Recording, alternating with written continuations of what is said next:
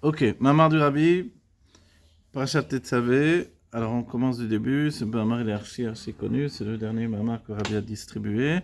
Tout le monde l'étudie à une certaine période. Bessiata Lishmaya, Shabbat Parashat Tetzavé. Tout d'abord parce qu'on est Parashat Tetzavé, évidemment.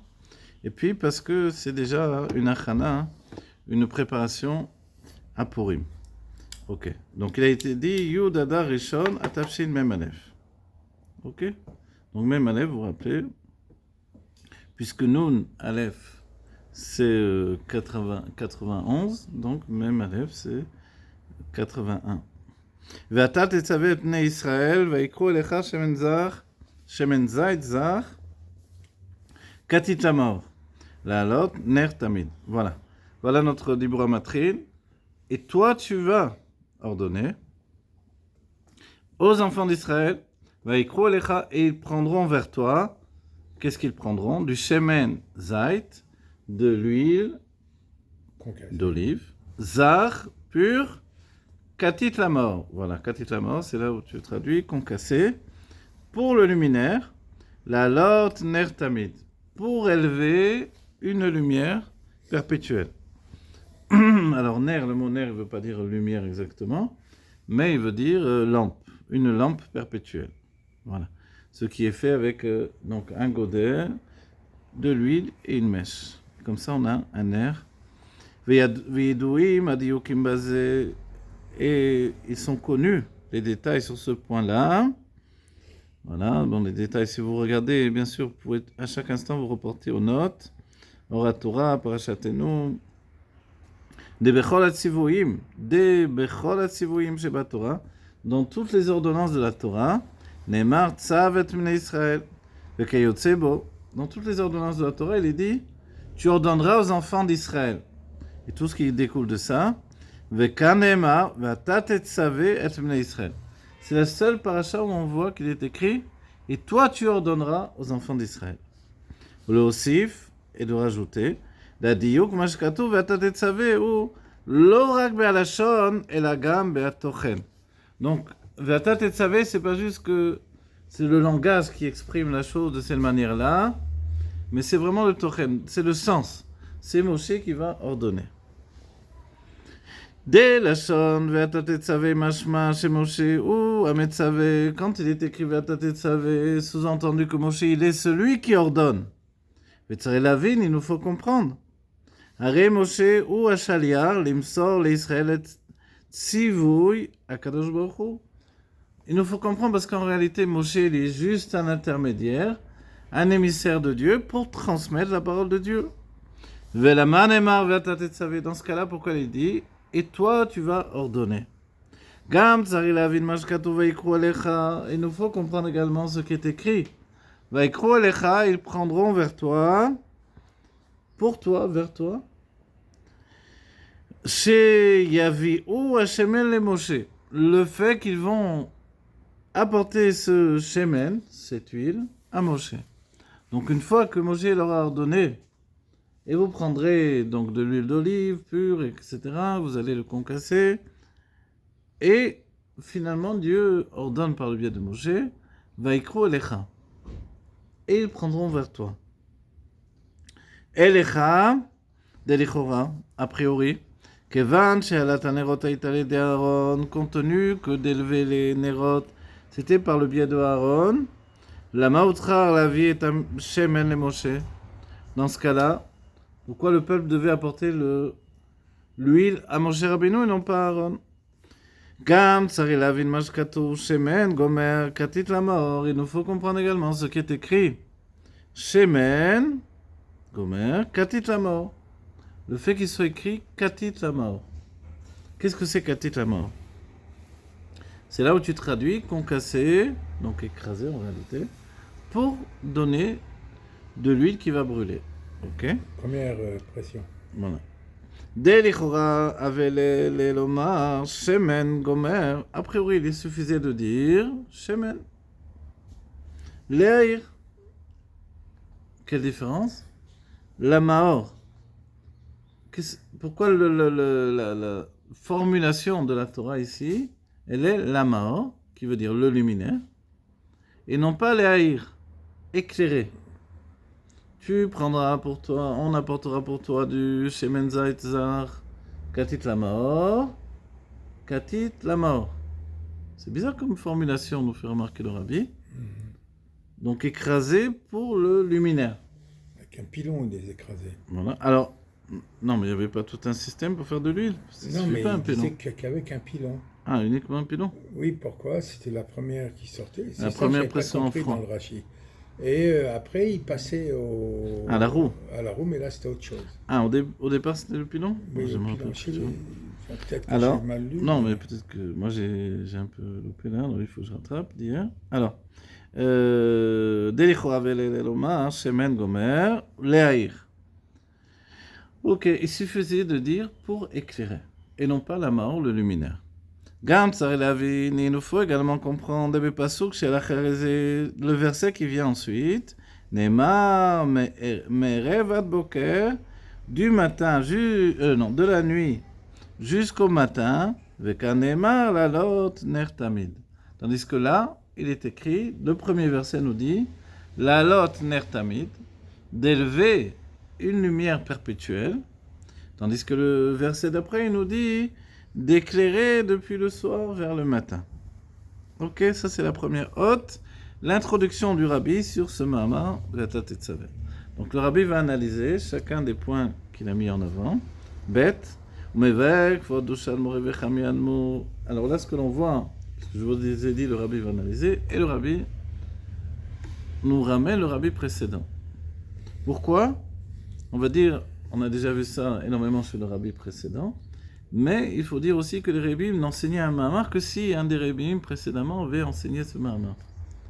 Ça veut dire, c'est-à-dire que le Dibur Amatril, la parole, le passou qui était analysé, avait dû être analysé par un des rabbins précédemment. Si bien qu'il y a un mahamar du rabbi où il nous dit, où il reprend justement un mahamar du rabbi Rayatz, et il nous dit, c'est étonnant que le rabbi Rayatz rapporte un Dibur Amatril, donc un verset où la vie Ninyan nous comprend le sujet, quoi qu'il en soit, une parole qui commence au mahamar, qui n'a pas été dit par le rabbi. Et finalement, il nous dit, en fait, non, ça a été dit, mais en privé, non pas en public. Voilà. Donc en fait, c'est une tradition. Et énormément de traditions des Rébim font pas. C'est vraiment une transmission de Nassi Ador en Nassi Ador, de prince à génération en prince à génération, avec l'idée vraiment de continuer la chercheret, comme dira le Rabbi, elle là, nous, et là, Adrer Hayashar, chez le Nassi Ador, nous n'avons que le chemin qui est droit des princes de génération. Voilà. Et ça remonte jusqu'à Moshe Rabbeinu, forcément. C'est ça l'idée. Ok. Donc, le rabbi, en expliquant la chose, il nous rapporte le rabbi précédent. Donc, il appuie son mahamar sur le mahamar du rabbi précédent. Et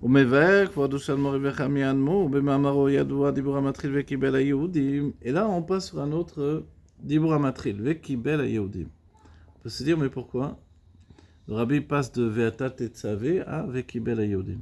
Vekibel Ayehudim, c'est-à-dire, et c'est le mahamar que l'on va voir dans la suite ici, dans les Melokatim,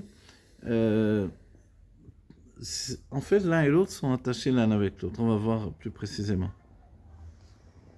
Donc, le Rabbi Rayatz, lui, dans son Mahamar avec Ibel Ayoudi, mais les Juifs ont reçu.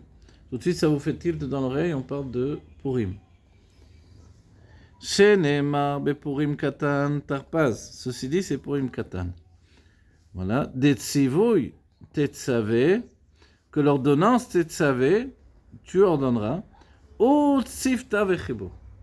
Connaissez cette définition? Quand on dit tetzavé, c'est le fait de s'attacher. D'accord? C'est une ordonnance qui fait que on est attaché. Voilà. Comme la prière. La prière, elle est un moyen de s'attacher à Dieu. Donc, ici, l'ordonnance de Dieu, elle nous permet, de par le biais de la mitzvah qu'il a ordonnée, de s'attacher à lui. Et c'est ce qui est écrit. Et tu ordonneras les enfants d'Israël. Chez Moshe ou Mekacher ou Mechaber et Israël im Or En Sof. Que Moshe, en fait, c'est lui qui rattache le peuple juif avec le Or En Sof, avec la lumière infinie. Valiédé, chez Moshe Mashpia l'Israël, et par le fait que Moshe influence sur le peuple juif, chez Mekasher Otam et Morensof, Aledeze Nasa Yitron Veosafa Ben Moshe. Grâce à ça se fait un rajout. Une osafa, un Yitron, c'est un rajout. C'est dans les deux sens, on va voir qu'est-ce que veut dire Yitron également. Dans l'élévation, une élévation qui a été donnée à Moshe. C'est vrai que Yitron, il peut être traduit également en avantage.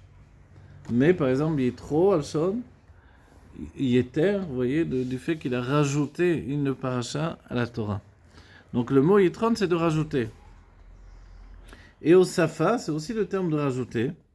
Donc forcément, qu'entre les deux, il y a un point de différence. Mais quoi qu'il en soit, c'est fait un rajout et un avantage particulier chez Moshe Rabbeinu. C'est là déjà qu'on explique la chose. Des Moshe et Israël M. Dogma Rosh Varigel. Moshe et Israël sont à l'exemple de la tête et du pied. La tête, Moshe Rabbeinu, le pied, le peuple juif. Moshe Katou, il y a un passage qui nous prouve évidemment. Shesh meot elef raglé Aham, asher anochi bekirbo. 600 000, pieds du peuple, et moi je me trouve au milieu d'eux. Donc qui me dit ça, c'est Moshe Rabbeinu. D'accord? Cher Bekirbo. Dechol Israël et Maraglaim de Moshe, tout le peuple juif, ce sont les pieds de Moshe. Moshe ou Arosh Elahem, Moshe c'est la tête du peuple juif. Ou Kemo Sheba Adam, Araglaim Olichim et Arosh et Makom Sharosh Metzal Atzmo. Et no Yechol Agia Lesham. Comme pour l'homme, la tête, elle veut arriver quelque part, mais ce sont les pieds qui l'amènent vers cet endroit qu'elle doit atteindre. Kemochen ou Bemoshe et Israël. Ainsi, c'est également par rapport à Moshe et Israël. Chez Alédé Israël, car par le biais du peuple juif, Araglam de Moshe, les pieds de Moshe, Mitvasef Elav, Eloui, Bemoshe, se rajoute une élévation dans Moshe. D'accord? C'est-à-dire que par le biais du peuple juif, les pieds de Moshe, ça se rajoute une élévation dans Moshe. Donc, si on n'avait pas compris déjà et qu'on n'avait pas encore étudié ce mamar-là, ou ces notions, alors on comprend que effectivement il y a une situation où l'un est attaché à l'autre. Quand Moshe s'élève, le peuple juif s'élève. Quand le peuple juif s'élève, Moshe s'élève.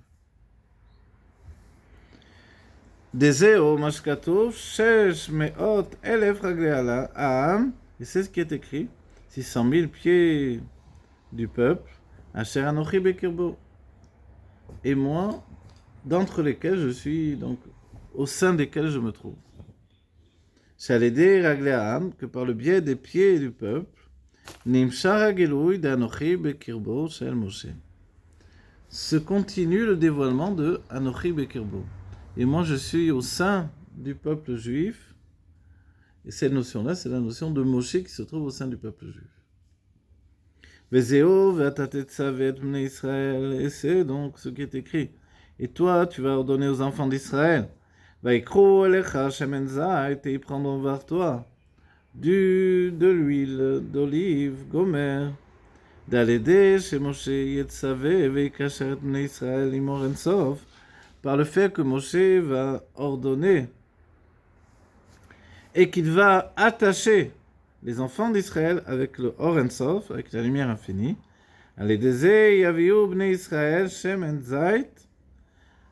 Par ce biais-là, les enfants d'Israël vont apporter du Shemen Zayt, de l'huile d'olive, les Moshe à Moshe. Vaikru alecha, sheyosifu tosefet or bemoshe. Le fait qu'ils vont rajouter un rajout de lumière dans Moshe.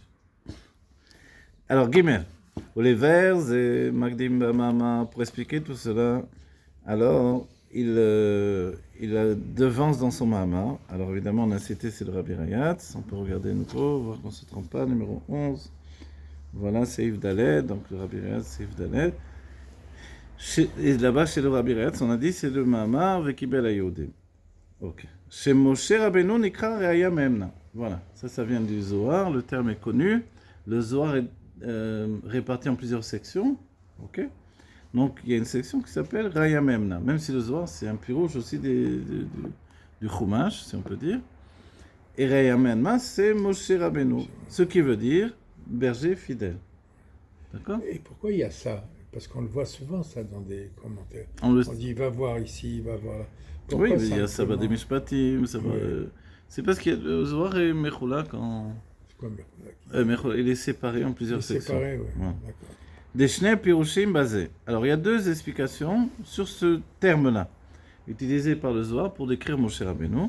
Chez Roé Neeman, donc le fait qu'il soit un berger fidèle, mais c'est pas exactement une vraie traduction fidèle. Neeman, ça veut dire que je peux me reposer sur lui. Fiable, voilà. La vraie, on traduit machinalement berger fidèle, ce qui n'est pas faux évidemment, mais la vraie traduction c'est beaucoup plus fiable. Ouais, Je peux me fier à lui, c'est ça ce qui veut dire Neeman. Attends, Neeman, les c'est-à-dire que je peux lui faire confiance. Voilà, je peux lui faire Tu peux confiance, je peux me fier à lui. Voilà. Tandis que fidèle, non, tu sais pas. Voilà, Il est fidèle, il est fidèle. Alors ça peut rajouter dans le fait qu'il est fiable, le fait qu'il soit fidèle, mais la vraie traduction, c'est quand même fiable plus que fidèle. Voilà. Alors, Roé Neeman, chez l'Israël, donc Moshe Rabbeinu, tout simplement, il est le berger. Et là, quand on dit fidèle, ça rajoute un plus dans l'idée temporelle que non seulement il est fiable quand il est devant moi, pour me transmettre la Torah, etc., mais en même temps, on sait qu'il est tout le temps avec nous, il ne nous abandonne jamais. Voilà. Neeman chez l'Israël, Vesheu zan mefarnes et Israël benyan haemuna. Donc en quoi il est fiable, puisque le terme c'est Roé Neeman, et Neeman, l'étymologie c'est Emuna, qui veut dire la foi. Donc qu'est-ce que ce terme veut dire? Alors il nous dit, c'est parce que il nous nourrit, voilà, par sa foi. voilà, ou mefarnes, alors nous le mot mefarnes, on le connaît dans le sens de parnassa. Oui, comme ça on apprend l'hébreu. Cherchez les racines toujours. L'hébreu, vous cassez pas la tête. Cherchez la racine, vous comprendrez un mot et tous les mots qui sont construits à partir de cette racine. Donc, Oumefarnes, donc c'est, on peut le traduire vitaliser, nourrir, vous voyez. Donc, il nous nourrit de quoi? Le peuple juif, et Israël. Beinyan haemuna. Donc ici, on a compris. En quoi en particulier Moshe et Neeman? Il y a même écrit Ki Neeman ou les beto, ce qu'on dit Shabbat, vous vous rappelez? Qui roé Neeman ou les beto, parce qu'il est un berger fiable pour sa maison, ou un berger fidèle. En quoi il est fiable? Sur le fait qu'il nous vitalise, nous nourrisse de Emouna, de foi. Voilà, ok. Dès Emouna, on va dire, ok, mais la foi, vous savez ce qu'on dit sur le peuple juif? Ma'amin bnei ma'amin, on dit on est croyant, fils de croyant. Je vous dis ça parce que le rabbi dit tout simplement, mais la foi qu'il y a dans le peuple juif, metzalatzmam, de par eux-mêmes, puisqu'on est ma'aminim bnei ma'aminim, on est croyant, fils de croyant. Chez Israël, em ma'aminim bnei ma'aminim, bon, le rabbi le dit tout de suite, efshar shetiye beprinat makif. On va dire, oui, mais beaucoup te disent, moi je crois, pas pour autant que ça m'oblige de faire l'action concrète. Certains même disent, moi je crois dans mon cœur. Et c'est pas faux cette idée-là. Parce que la foi en réalité c'est un sujet de makif. Makif, vous vous rappelez, il y a l'or pnémi et l'or makif. L'or pnémi c'est la lumière intérieure, donc elle est intériorisée. L'or makif il nous entoure. Donc quand je dis, moi je suis ma'amin b'Hashem, j'ai la foi en Dieu, on peut objecter, c'est pour ça que je ne fais pas Torah Mitzvot donc. En fait, c'est bête d'objecter ça, ce que je viens de dire. Pourquoi? Parce que le fait d'avoir la foi en Dieu n'oblige aucunement à faire Torah Mitzvot. Pourquoi? Parce que c'est un makif, c'est une lumière qui entoure et qui ne génère pas une obligation de faire effectivement dans l'action concrète. Pour atteindre le niveau de l'action concrète, il faut que cette émouna, cette foi, rentre en nous. Nous pénètre, nous transperce, nous transforme, soit intériorisé véritablement. Et c'est là où Moshe intervient. Des émounas chez Yeshna Israël Metzadatzmam, de par eux-mêmes, le peuple juif, il a une émouna. Chez Israël, Emma, Minim, Bnei Ma'aminim, Efshar, Shetiye, Beprinal, Makif. il se peut que ça soit uniquement dans un niveau de Makif. Vezeo chez Moshe roé ou mefarnes et Israël. Et c'est là où Moshe, il est comme un berger. Il est un berger. Donc je ne sais pas comment on dit en français le fait qu'il soit un berger et qu'il guide le peuple juif, quoi qu'il en soit. Bah, un berger, c'est bon. Oui, mais tu dis il est ou aroé. Alors ça veut dire il est le berger. Oui. Mais quand tu l'utilises en tant que verbe, Moshe roé, ça veut dire que dans ce cas-là, je ne sais pas comment on dit, Moshe il guide, conduit, il guide le peuple juif. Guide le peuple juif. Donc la traduction est toujours un peu fausse. Mais ça veut dire aussi peut-être que Moshe, il est responsable, là, Il est responsable, c'est-à-dire le peuple juif. Là, comme la brebis qui se perd, Moshe, il est là pour nous ramener. Et on voit le berger de la génération, il a à cœur de nous ramener vers la mission que nous avons à accomplir aujourd'hui, qui est de recevoir la Géoula. Chez Moshe Roé, ou Mefarnes et Israël. Donc Moshe nous conduit et en même temps il vitalise, il nourrit le peuple juif. Beinian, sur quel sujet? Sur le sujet de la Emouna, de la foi. Ou chez Emouna tiye bepnimiut. De quoi il s'agit? Le fait que la Emouna, le fait que la foi soit dans l'intériorité de chacun d'entre nous. D'accord? Sous-entendu que sans Moshe, la foi elle existe, mais elle est très capricieuse, on va dire. Elle n'a pas une obligation restreinte dans ma personne de réellement me diriger vers ce que Dieu attend de moi, à compter par le fait de faire Torah et Mitzvot. Et là intervient Moshe, il nous pousse dans le fait de faire Torah et Mitzvot. Depuis le Rabbi, non seulement on essaye de faire Torah et Mitzvot, mais on s'inquiète de faire le Rambam, de faire le Chumash, de faire les Télim, beaucoup de choses. Hein. Voilà. Donc quand on se couche et on n'a plus de force et on a oublié de faire les Télim ou le Rambam ou le Chumash, alors on se dit que il faut que je rattrape. Vézé chez Moshe, si je ne rattrape pas, alors je me remets sur pied et j'avance. Parce qu'on pourrait dire, bon, comme j'ai déjà perdu, donc je laisse tomber maintenant. Non. À partir d'aujourd'hui, tu commences. Et tu te remets sur pied. C'est-à-dire tu continues. Tu continues. Vézé chez Moshe Roé, on met Farnes et Israël, Benyan, Aemuna, ou Shaemuna Tiye Bepnimiut. Donc le fait que Moshe lui nous dirige, c'est pour interroger la Emuna. Vezeo Mashkatov Bazoar, c'est ce qui est écrit dans le Zohar.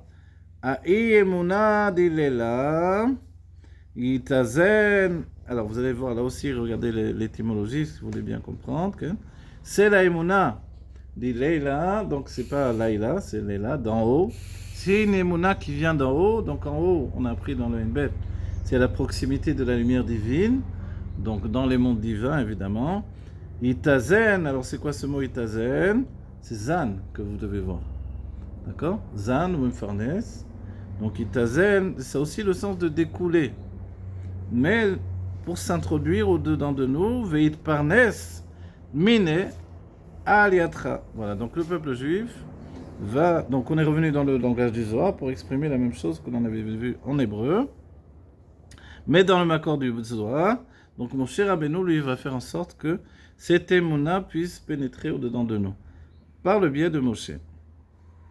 Désé, chez Moshe Zanou Mefarnes et émouna, ou chez Mamshir Otab et Pnimiut. Donc le fait, donc le Rabbi vient signer le fait de tout ce qu'il vient de dire, le fait que Moshe Zanou Mefarnes et émouna, ce terme qui revient tellement, il vitalise et il donne une parnassa de émouna et nous fait subsister par la Emouna. En fait, qu'est-ce que c'est cette action? C'est l'intégrer dans la pnimiut du juif. Pnimiut, où est-ce que ça commence? Ça commence par l'intellect. Chorma, bina, dat, etc. Ensuite, les sentiments. D'accord? Une fois que c'est passé dans les sentiments, il y a la parole et l'action. Et là, ça s'évacue à l'extérieur.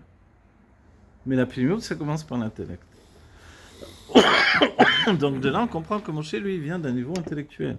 Moshe provient de la Chorma, du monde de Hatzilut, à sa source encore plus élevée, le monde de Tohu, mais comme le monde du Tohu, c'est un monde de destruction, c'est dans le monde de Hatzilut qu'il trouve sa reconstruction, et donc son tikkun, sa réparation.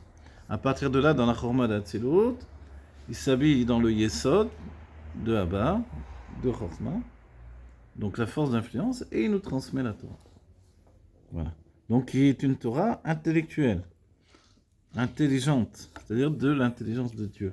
Si j'ai bien compris, tu as dit il s'introduit dans Oui. le Ensof, dans Yesod. Voilà. D'accord. Il introduit depuis, lui-même, il n'est pas au niveau de Chorma d'Atzilut, mais il pénètre dans la Chorma d'Atzilut jusqu'à atteindre le Date, en réalité. D'accord. Quelquefois, on le verra au niveau du Date, Moshe Rabbeinu. Et, comme on dit pour le mariage, Al Date Moshe et Israël, vous vous rappelez? Oui. On s'est mariés. Voilà. Pardon. Ah, voilà. ובמבשיר במאמר דזה שמשה הוא ראיה מאמנה הכוונה בזה היא גם להתפשטותה למשה שבכל דור. Voilà, maintenant il rajoute un élément. Le fait que Moshe soit ראיה מאמנה, le berger fidèle, c'est également par rapport à l'itpashtuta. Là aussi, cherchez la racine. Itpashtuta, itpashtut, c'est-à-dire le fait que je sais pas comment dire, le vrai mot français, mais en fait ça veut dire se répandre. Oui. Voilà, mais dans un seul mot, je sais pas comment dire, la réponse. Ce truc, c'est étendu partout. Voilà, Itpashtuta, on apprend ça dans le Tanya, entre autres choses. Itpashtuta de Moshe de Shebechol Dor. Oh non, là, voilà, la Itpashtuta de Moshe Bechol Dor, le fait que Moshe se répande dans chaque génération. Il se répand, nous dit le Tanya, dans tous les sages de la génération. D'accord? Et il revient en particulier dans le Nassiador, le prince de la génération, qui est toujours une étincelle de Moshe, comme nous dira le Rashi, Nassiador ou Kechol Ador. Le prince de la génération, il est comme toute la génération. Dans l'image que l'on a vue ici, Moshe, il est la tête et le peuple, il est les pieds. Le Rabbi, dans le Parashat Shoftin, il nous a expliqué que il y a dans la génération un homme qui a été choisi par Dieu, qui est Ben Aror, qui est sans aucune commune mesure avec la génération, et qui est un prophète qui a reçu la prophétie du Rabbi précédent, et puis sa névoie écarite, c'est Né Mashiach. Ben, voilà la Géoula arrive. Donc Moshe, lui, non seulement il est Mefarnes, tous les sages de la génération qui ont aussi une part de Moshe, donc tous les Talmidei Chamim de la génération, mais également le peuple juif dans le fait qu'il leur donne cette émouna pour aujourd'hui de Biyat HaMashiach. Mais là c'est quand tu prends les mots pour les mots, tu t'aperçois que le rabbi donne sa position exactement. Oui, exactement. Il donne sa position. Tu n'as pas le droit de le mettre le rabbi à lui dire donne-nous une preuve. Tu ne peux pas. Il prophétise sur quelqu'un, donc lui-même est prophète.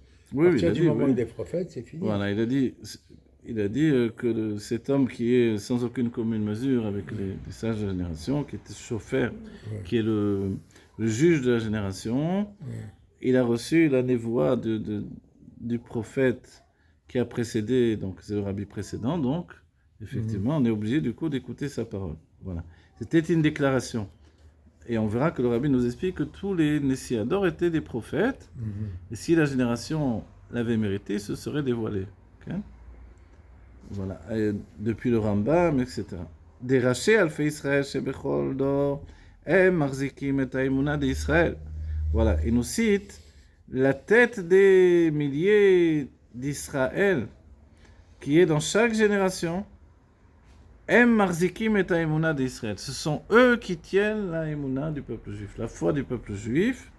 Chez Bedoram, il n'y a pas une génération sans ce Moshe Rabbeinu et ceux qui l'entourent, qui portent une parcelle de l'âme de Moshe, les Talmidei Chamim Shebador, comme par exemple le Baal Shem Tov avec tous les tzadikim qui l'entouraient, ou le Maggid, ou le Hari à son époque avec Rabbi Chaim Vital et tous les sages qui l'entouraient. Il y a cette notion de dame de Moshe Rabbeinu qui revient transmettre la foi essentielle dans la Géoula, dans l'attachement à la Torah et mitzvot, etc. Sha'imuna shelahem tiye bepnimiut. Et le travail qui est fait par le Moshe de l'Ador, le Nassiador, le prince de la génération, et de tous ceux qui sont attachés à lui, alors c'est d'intérioriser la foi dans l'intérieur des âmes du peuple juif, et plus précisément dans l'intellect également.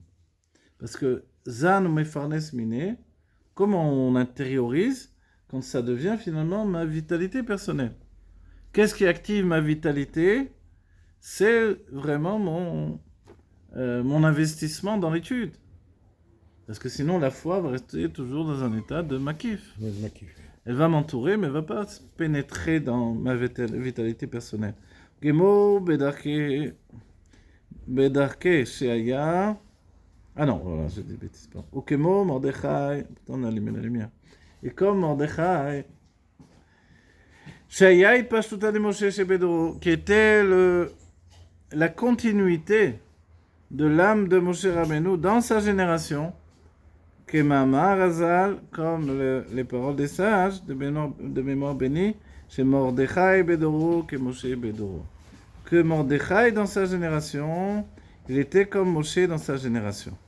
Chez Gam, Bezman Xerat Aman, que également dans le temps de la Xera de Aman. Allez. ולאחרי שמבאר בארוכה שמשה בהתפשטות הדילה שבכל דור מחזיק את האמונה d'Israël. Donc après que le Rabbi Rayat s'est été mévaer et expliqué, d'après le Zohar, que Moshe dans chaque génération vient tenir, et tenir, on a dit qu'il fait pénétrer la émouna dans l'intellect du peuple juif, etc. Mévaer diyuk lashon hakatuv shemen. Ensuite, il faut expliquer Shemen. Parce qu'après tout, le texte nous a saisi par l'idée de Shemen quand même. C'est vrai que le Rabbi ici, en rapportant le Rabbi Rayat, met en avant le fait de la situation de Moshe. Et on se rappelle, Moshe ici, Tetzavé, c'est après en fait la faute du veau d'or.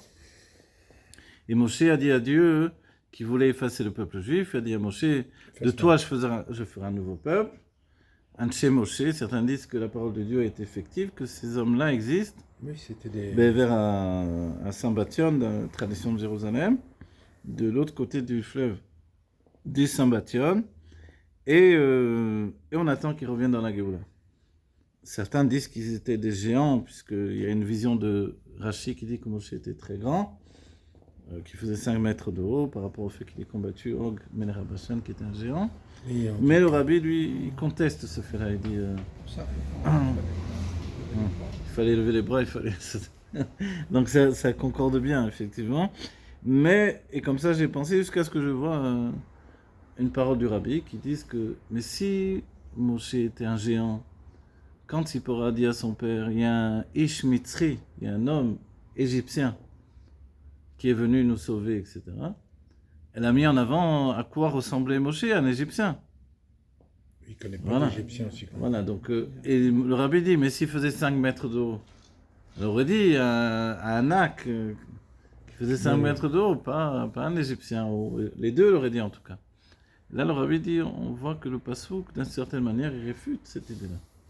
Donc c'est comme on l'a dit, parce que sur Abraham Avinu aussi, on a dit qu'il était géant. Ah bon? Ouais, et c'est une manière de dire... Il est grand. Voilà, et on trouvera par exemple dans le Ben Ishraï, Ben Yahu où il revient sur les textes, et là-bas il explique justement les sens et les non-sens des textes, et là-bas il réfute ce fait-là. C'est-à-dire que Moshe, a priori, il est grand donc dans sa hauteur spirituelle, ça peut dire qu'il était petit de taille, sans doute qu'il était grand, mais de là à faire 5 mètres de haut, c'est pas forcé. Mais tu sais, la preuve, elle est où? Avec l'Arizal. Ouais. Quand il a fait l'Arizal, il a dit à ses disciples, on va appeler tous les grands, et il a dit, ne riez pas. Le premier qui est venu, c'est Aaron Akon, on dit qu'il était petit avec une longue barbe, et ensuite il y avait Moshe Rabbeinu, on n'a pas dit qu'il était grand. On n'a pas dit qu'il était géant, en tout cas, ouais. Tu vois. Parce que David, on a dit qu'il est venu en dansant. Oui, et puis il y a un élève qui il les a prévenus, attention David va venir en dansant. Ouais. Ne riez pas, ça va vous surprendre évidemment. Il y en a un qui a souri quand même. Il est mort le pauvre. Ouais. Et il n'a pas passé l'année à cause de ça. Bon. Mever, Diouk Lashon Katuv Shemen, Gomer. Donc maintenant, une fois qu'on a vu la madriga de Moshe, même si c'est de manière générale, alors il faut quand même expliquer le niveau de Shemen. Voilà. Qu'est-ce que c'est le Shemen? L'huile. Qu'est-ce que l'huile vient faire? On va dire, bon, mais l'huile, c'est pour la menorah. Quelle est la question? Oui, c'est vrai, mais pourquoi l'huile de la menorah, on l'attache à Moshe? C'est ça qui n'est pas tellement compréhensible. Viens, on l'attache à Aaron, qui lui va faire le travail d'élever la menorah, d'allumer la menorah, ok? Bah l'autre, ici, qu'est-ce que le lien avec Moshe Rabbeinu? Donc s'il y a une paracha en plus, qui elle est axée sur l'ordonnance de Moshe, par rapport à Balotra, où on voit que le travail c'est d'élever les nérodes de la menorah, on comprend qu'il y a quelque chose de singulier, un lien entre Moshe et le Shemen. Katit la Maor, donc ce Shemen qui est Katit la Maor, il est concassé pour le Maor, pour le luminaire. Et on a dit, les Maor, Velo, les Haïr. Pour le Maor, donc c'est une destination. Il est fait pour le luminaire, que ce soit la menorah ou que ce soit Moshe, il est fait pour le luminaire. Et non pas les Haïr, et non pas pour briller. Chez Bezman Agalot, le Rabbi rajoute ici immédiatement, chez Bezman Agalot, dans le temps de l'exil. Chez Kol Echad Vechad ou Nishbar Venitke, c'est-à-dire on passe du sens figuré au sens propre, dans le sens de qu'est-ce que ça veut dire finalement pour nous. Ok, parce que comme le Rabbi nous le fait assez souvent remarquer, on a parlé de ça il y a des siècles maintenant. Mais bon, en quoi c'est relié à moi aujourd'hui? En quoi ça m'intéresse? Tu dis, mais oui, comprends bien. C'est comme ça qu'on a rattaché à Mordechai Yehudi à son époque. Chez Bezman Agalut, chez Kol Echad Vechad, ou Nishbar Venitke, chacun d'entre nous, chacun d'entre le peuple juif, ou même de manière générale peut-être, même les non-juifs, alors chacun est Nishbar Venitke. Nishbar, brisé. Nitke, concassé en fait. Brisé, je sais pas comment on peut dire rajouter, mais concassé quoi. Katit. Allez, des magi'im le maor. Grâce à ça, et là j'ai dit grâce, on peut le mettre entre guillemets, parce qu'en français, le mot grâce à ça, c'est pas forcément ou à cause de ça par exemple. On le traduit souvent négativement, mais ça, voilà, ça veut dire la même chose que par cela, par ce biais-là. À cause de ça, ou grâce à ça, ça prend le même sens en fait dans la base. Ok. Magi'im la maor aetsem. Qu'est-ce que le maor? C'est l'essence. Là, le Rabbi il nous avance ça, entre parenthèses. Chez Mimeu Nimsa Aor. Quelle est la différence entre le Maor et la lumière?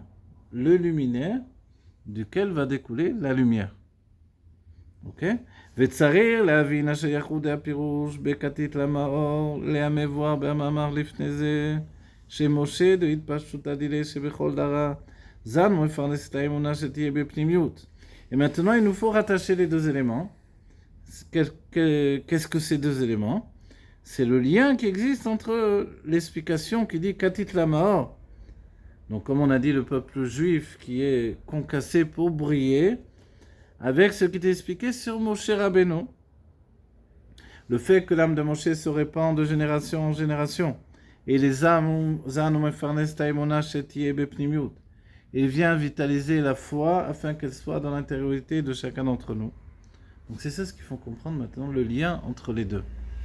C'est-à-dire, est-ce qu'il y a un lien entre le fait que nous soyons katit lama, brisés par l'exil, et le fait que nous puissions être un shemen pour Moshe?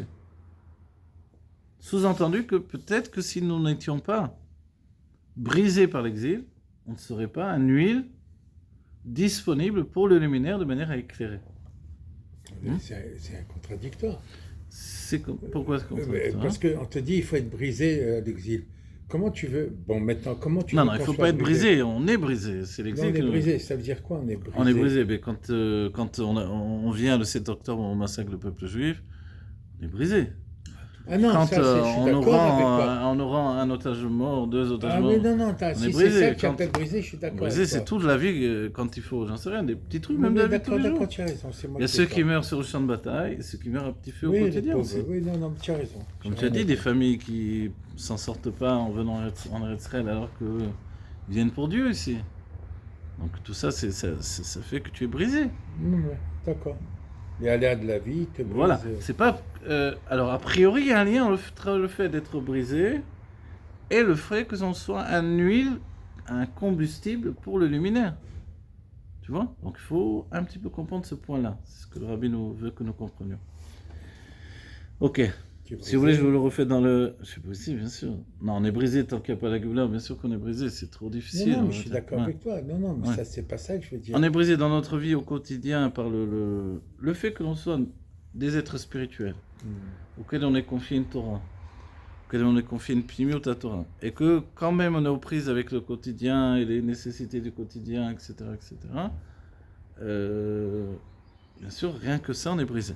Une autre chose, on a conscience, plus on étudie, plus on a conscience que c'est pas la vie que l'on devrait vivre. Il devrait déjà y avoir à notre époque, par le fait que tout ce qui nous a été dévoilé, le dévoilement de la Géoula, le dévoilement du Beth Amidash Shlishi, de la Shrina qui se dévoile à nous, etc. Tout ça, normalement, ça devrait couler de source par le fait de ce niveau d'études que l'on a atteint. Alors que, Oui, mais ça, mais ça, le niveau que tu parles, toi, c'est un cadeau du ciel.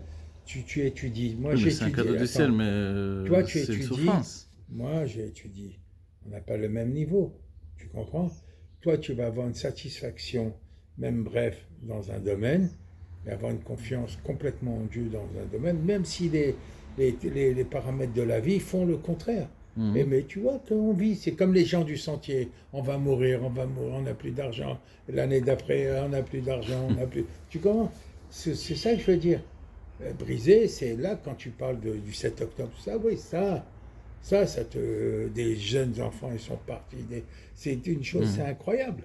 Donc, tu as raison. Ce que le rabbi a voulu, et c'est là où je précise ce que j'ai dit aussi, c'est que nous soyons brisés du manque de dévoilement divin.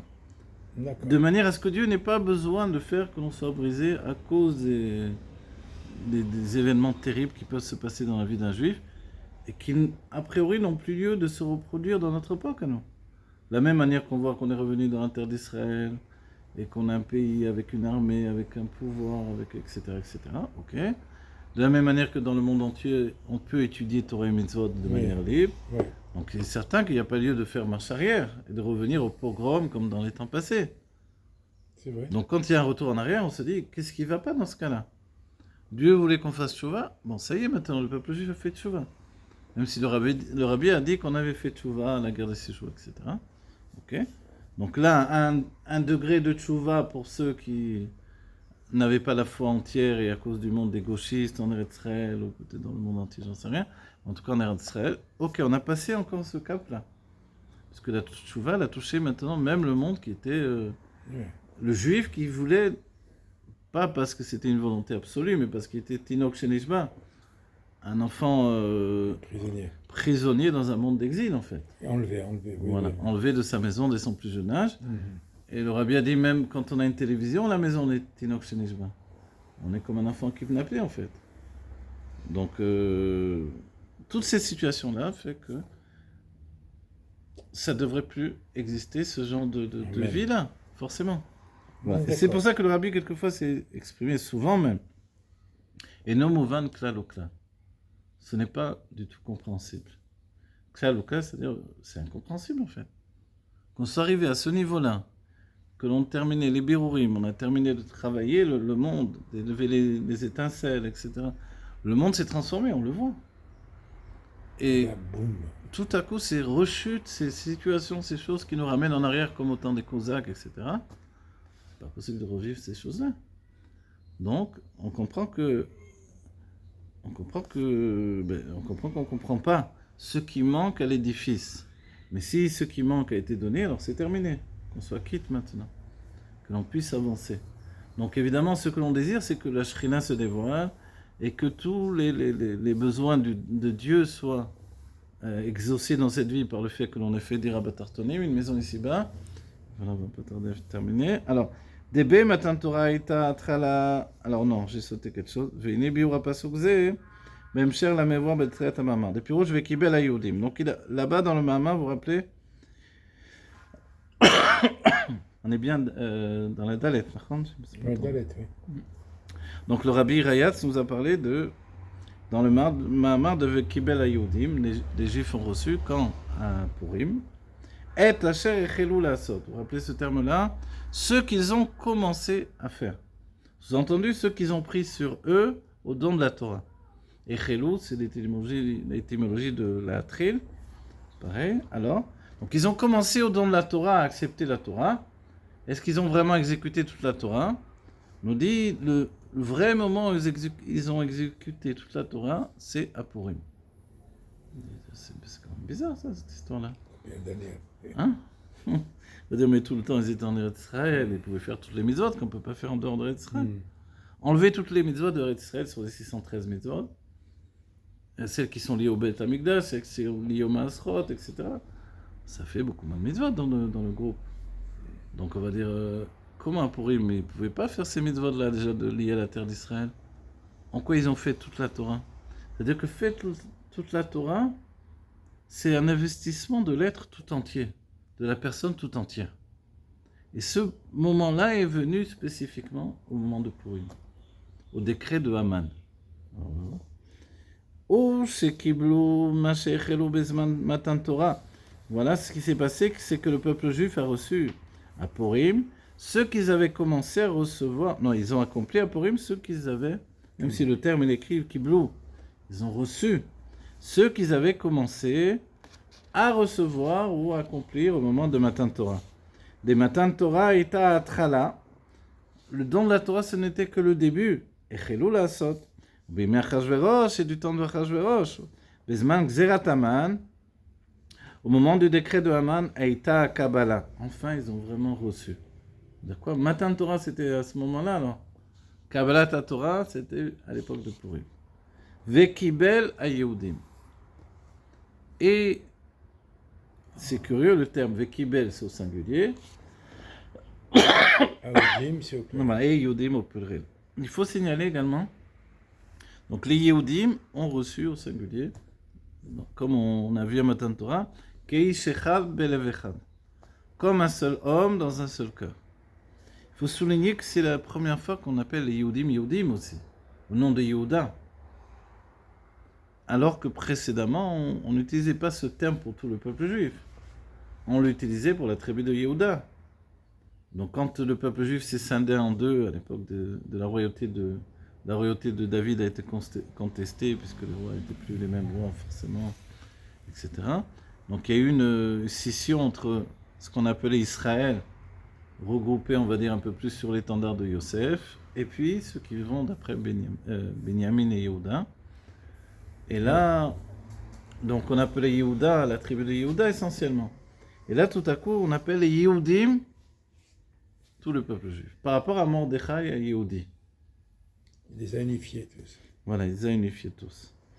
Ok. Vekibel Yehudim. Ve'alderer ma'amare razal à la passour et à la manière des paroles des sages sur le verset.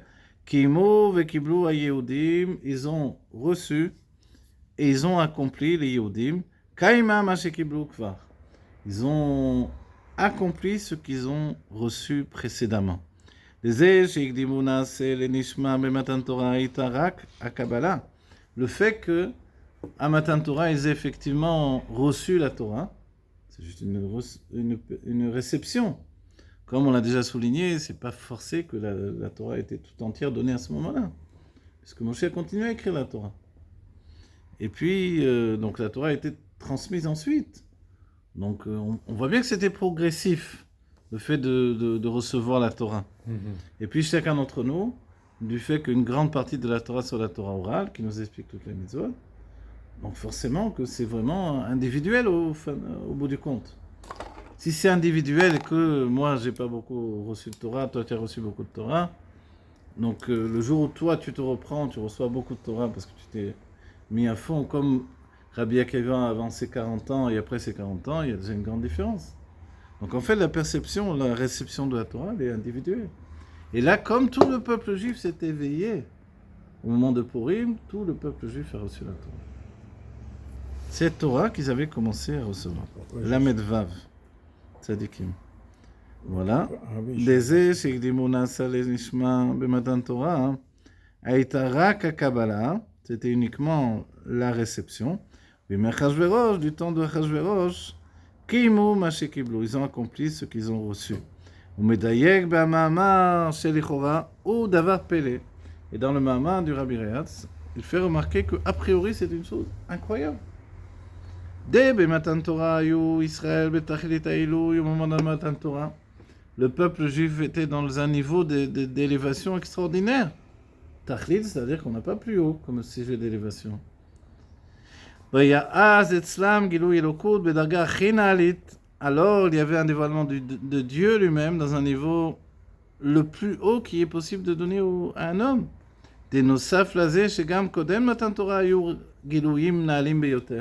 en plus du fait qu'avant Matan Torah, il y a eu des dévoilements extraordinaires, extrêmement élevés. Agilou Ishaya Beitzian Mitzrayim, le dévoilement de la sortie d'Égypte, ou Beprat Bekriyat Yam Souf, en particulier le moment de la traversée de la mer. Là-bas, il écrit Verata Shifra Layam, Mashelora, Gadol Enevim, que la Shifra, la servante dans la mer, a vu ce qu'on n'a pas vu le plus grand des prophètes. Et Shifra, on pourrait dire pourquoi ce terme. Il y a beaucoup de raisons, mais on pourrait dire dans le simple fait de Shiflout. Une servante, elle est plus humble même encore qu'un serviteur.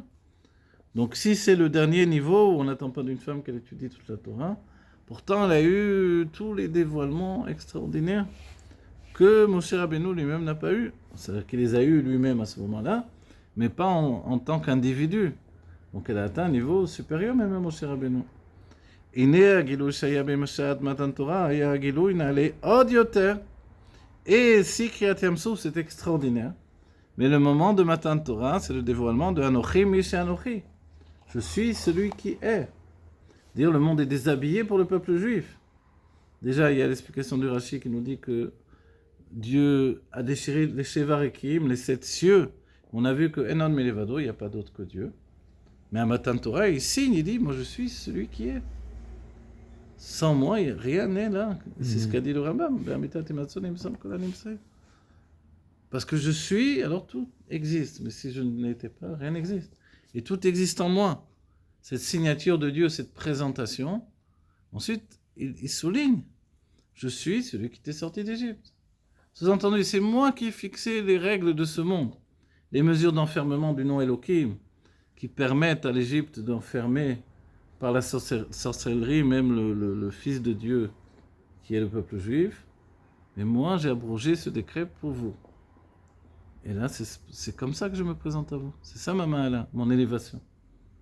Celui qui est capable, par amour pour le peuple juif, de défaire les nœuds qui emprisonnaient son peuple et l'humanité tout entière. Et du temps d'Achashverosh, le peuple juif était au niveau le plus bas de la chute.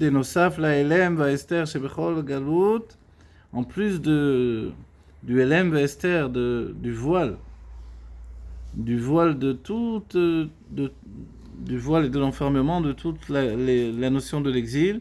Dechol Galut ou Bedugmat Galut Mitzrayim, et tout exil est à l'image de l'exil de Mitzrayim, de l'Égypte. וכמו שבגלות מצרים כתיב, ולא שמעו אל משה מקוצר רוח ומעבודה קשה. Comme dans l'exil de l'Égypte, on dit qu'ils n'ont pas entendu Moshe. Quand Moshe venait leur parler, leur dire Yifkod etrem, Akadosh Baruch Hu, il a dit qu'il venait vous délivrer, etc. Mais ils n'ont pas entendu. Ils n'ont pas entendu. Ils n'arrivaient pas,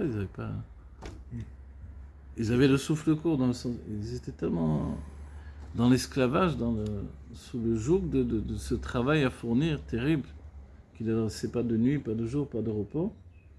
Ils n'ont rien entendu. Qu'est-ce qu'il veut lui? Comme quelqu'un qui met touche-tâche, qui est à moitié endormi. De quoi tu parles? Je comprends rien du tout. Je venais te délivrer. Quelle délivrance? De quoi on parle? C'est-à-dire, la situation de chute était tellement terrible qu'il était impossible pour eux de comprendre. Et ça, c'est l'exil de manière générale.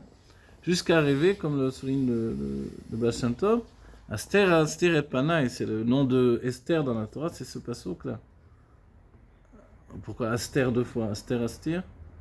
Voiler, je vais voiler ma face. Voiler ma face, ça se fait une fois. Pour dire qu'il y a un niveau terrible, nous dit le Baal Shem Tov, c'est quand tu sais même pas que tu es en exil.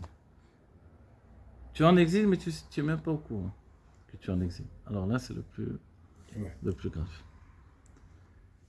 Et le Rabbi l'a souligné, l'un des...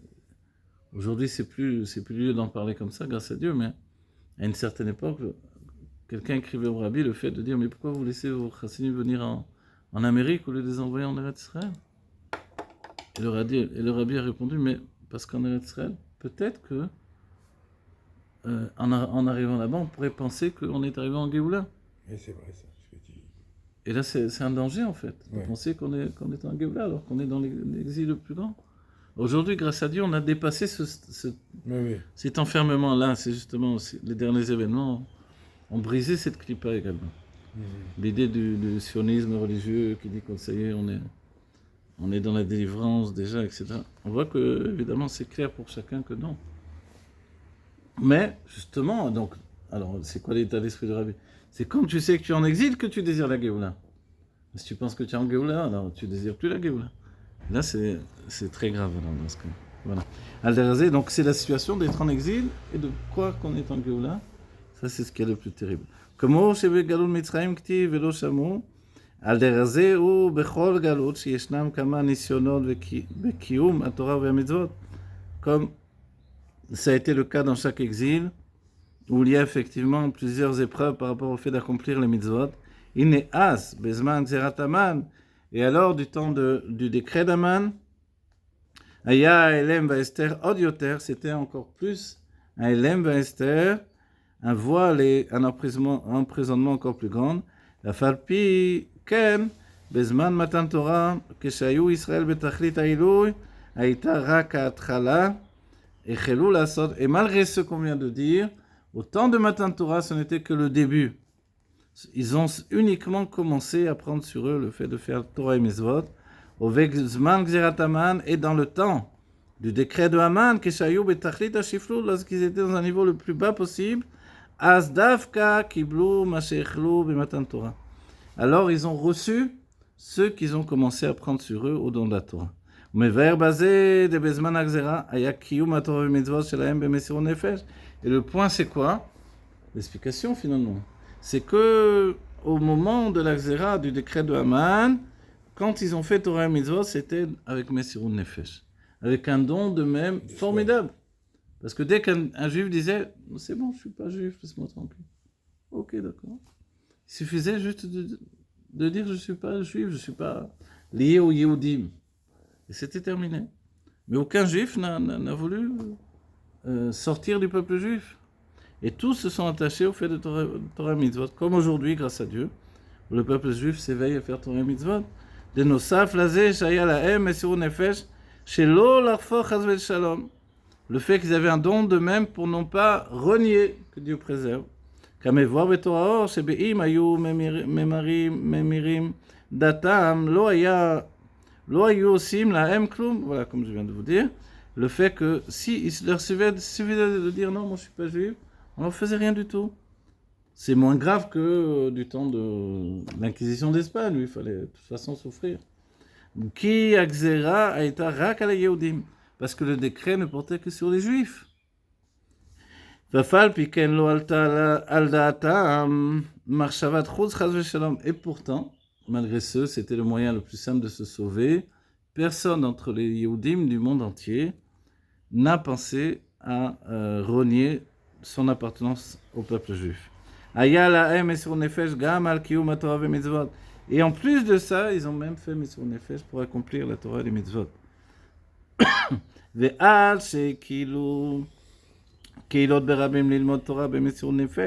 Jusqu'au fait qu'ils ont rassemblé de nombreuses assemblées pour étudier la Torah, avec un don de même formidable. Et l'éveil du don de même a été à l'idée Mordechai Yehudi Moshe Shebedoro. Qui a intégré ça, a introduit ça dans le peuple juif? C'était Mordechai Yehudi, qui est Moshe de sa génération. Et c'est pour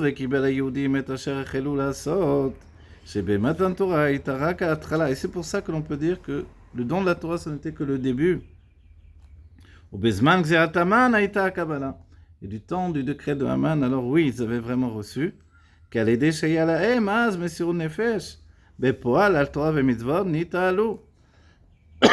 que comme ils avaient effectivement un don d'eux-mêmes sur le fait d'accomplir la Torah, alors ils se sont élevés. Beinyanze, sur ce point-là, les madrigas n'alit yoter, sur un niveau supérieur, mikemo shayu bezman matan Torah, même supérieur au niveau qu'ils avaient à Matan Torah, au don de la Torah. Velachen az davka ita kabbalah vekibel haYehudim.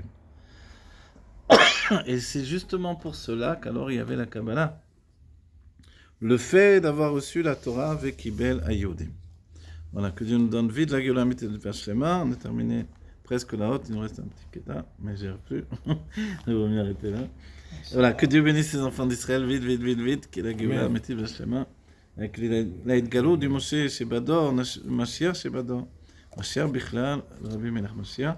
Voilà, que ce soit le temps de notre joie complète et véritable pour chacun d'entre nous, que Dieu efface toutes les larmes, tous les soucis, tous les décrets qui sont sur le peuple juif et que l'on n'ait plus que la joie de la Géoula Amétive Vachlema. Merci. Amen.